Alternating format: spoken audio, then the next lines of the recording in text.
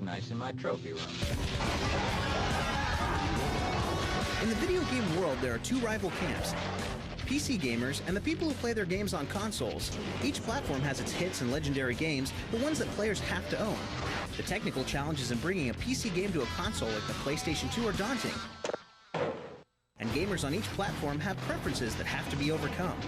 When we heard that Half-Life, one of the most popular PC games of all time, was now available on the PlayStation 2, we rushed out to get the inside story.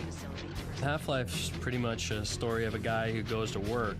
His name's Gordon Freeman. He's just a pretty much average guy, though he does have a PhD, you know, he's intelligent.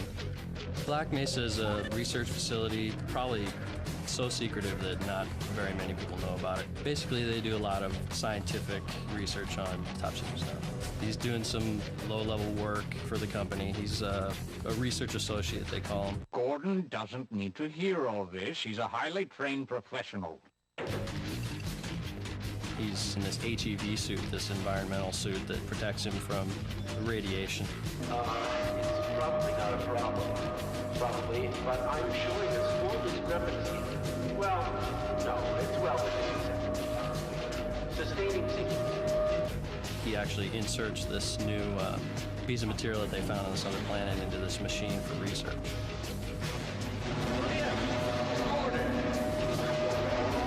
Disaster occurs during this experiment, and it basically allows an alien world to come through a warp. Aliens start to come into the planet, especially all around their area. Sierra Online, the publisher of Half-Life, knew that the process of bringing the game to the PlayStation 2 was going to be tough.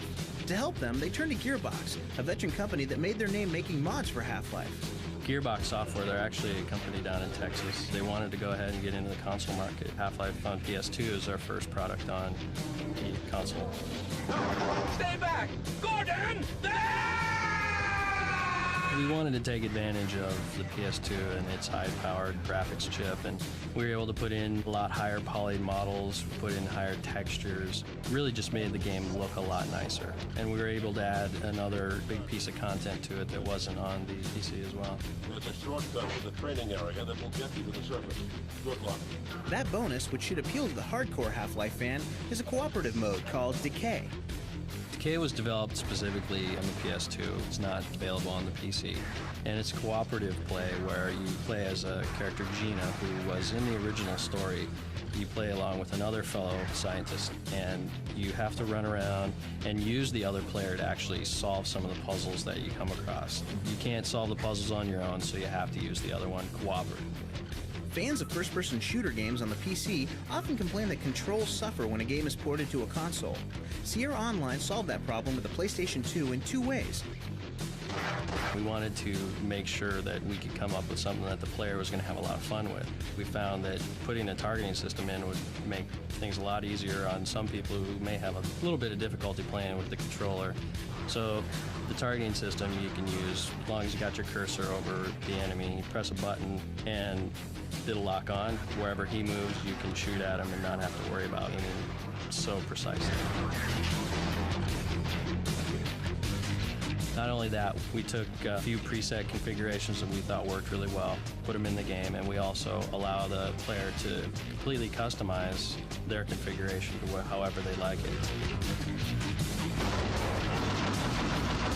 On the PC, Half-Life has more mods available than just about any game, and the mods will be coming to the PlayStation 2 as well.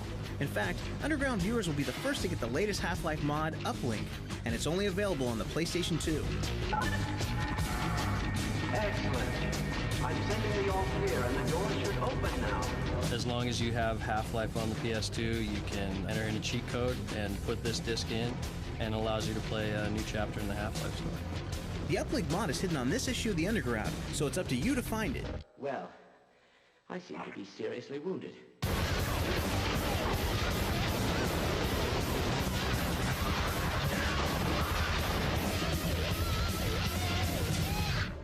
Can we do this later?